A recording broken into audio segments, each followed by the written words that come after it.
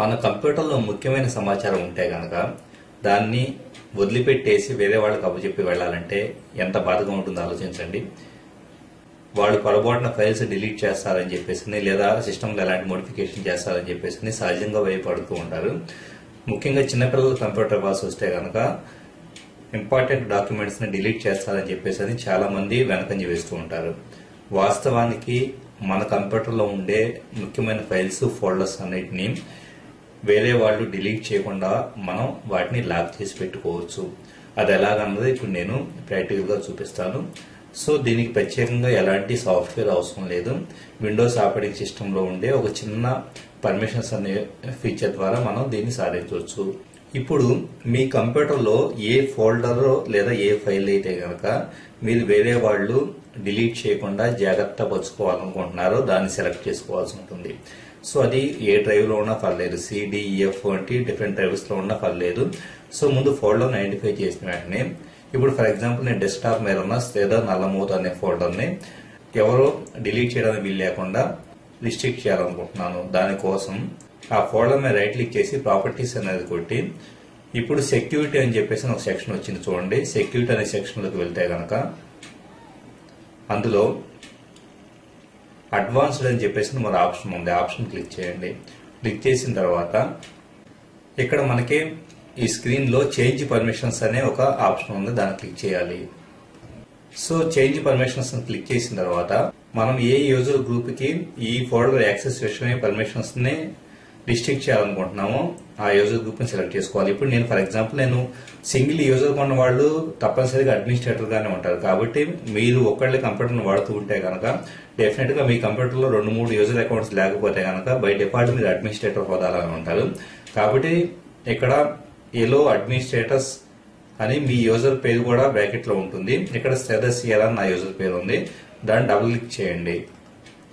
Double click చేస్తే permission entry for Sridhar Nallamothu అని ఒక స్క్రీన్ వచ్చింది. అంటే ఇక్కడ శ్రీధర్ నల్లమోతు అనే ఫోల్డర్ కి మన ఫోల్డర్స్ ఈ ఫోల్డర్ డిలీట్ చేయకుండాను అందులో ఉండే సబ్ ఫోల్డర్స్ డిలీట్ చేయకుండాను రిస్ట్రిక్షన్స్ ని పెట్టబోతున్నాం.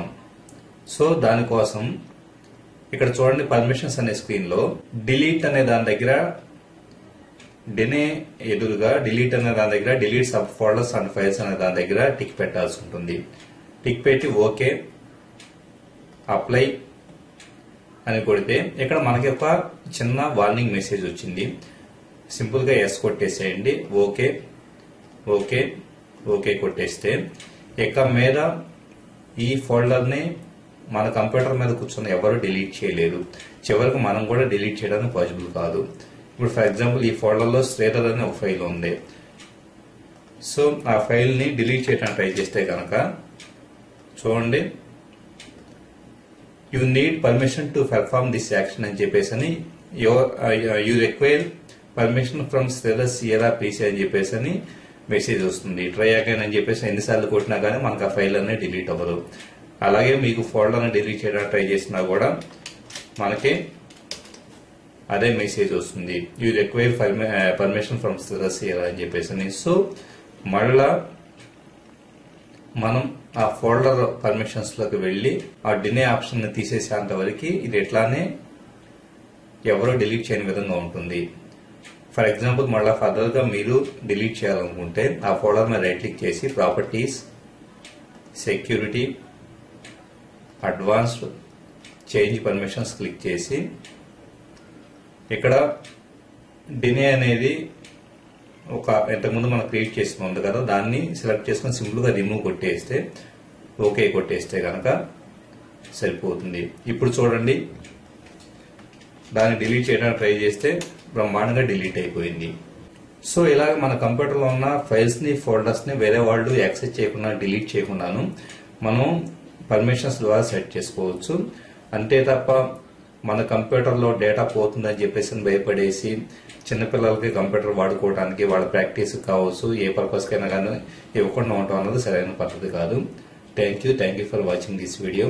ఈ వీడియో కనుక మీకు నచ్చితే మీ ఫ్రెండ్స్ కూడా షేర్ చేయగలరు.